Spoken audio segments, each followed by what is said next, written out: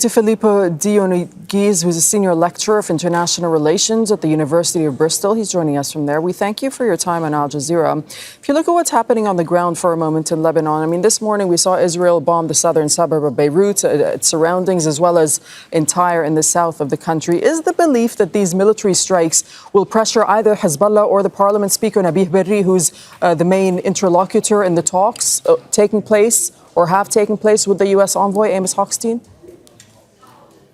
I think these are a continuation of operations that we saw already taking place in the past months of Israel attacking targets in Lebanon that have to do with Hezbollah's military capacity, but not only that terrorize the civilian population, so trying to create a wedge between the public opinion in Lebanon and the role of Hezbollah in this war in that sense.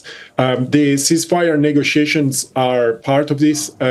Israel has been negotiating also with the use of force in that sense, and Hezbollah has responded also to those attacks in that sense too. But again, it's still too early to see exactly how these attacks will play into the ceasefire negotiations themselves. Look, Amos Hochstein said in Beirut at a news conference earlier this week that there had been, quote, additional progress in his discussions with Lebanese officials and that he would go to Israel to try to bring this to a close if we can. That's according to him. What do you understand the status of the negotiations to be right now? And is it based on Resolution 1701, or is Resolution 1701 the starting point and there are amendments, as we saw happen back in October?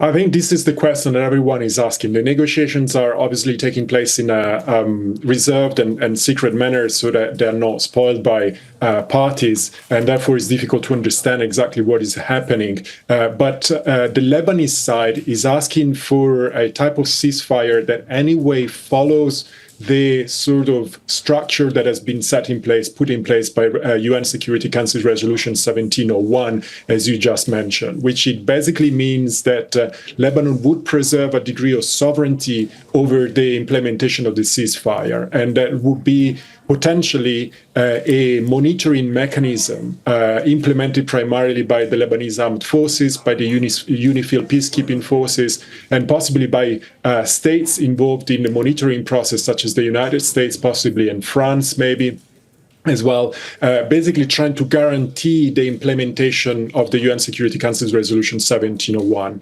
However, the Israeli side has far greater demands. What they want to achieve is the possibility to continue to act militarily whenever they see or they think that the requests that are put in place by the ceasefire negotiations are violated. So whenever they have the impression that Hezbollah is about to transfer weapons or to attack or whatever, they want to have the possibility to intervene directly on Lebanese territory.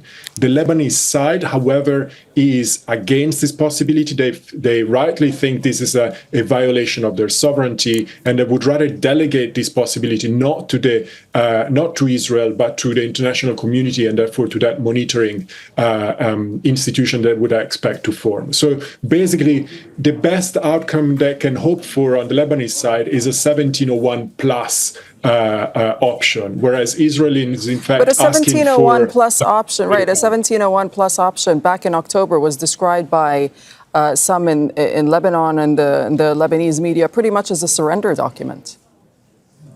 Well, it would look like a surrender document if Israel is given the possibility to intervene without limitations, unrestrained on Lebanese territory. Indeed, and I think that's a correct assessment fundamentally. I mean, there is a degree of sovereignty of Lebanon that needs to be maintained. Otherwise, this is not a ceasefire. Hostilities will continue regardless of this agreement, because Israel would be able to intervene in any case. Okay, we'll leave it there. Thank you so much for speaking to us on Al Jazeera. Thank you. Make sure to subscribe to our channel to get the latest news from Al Jazeera.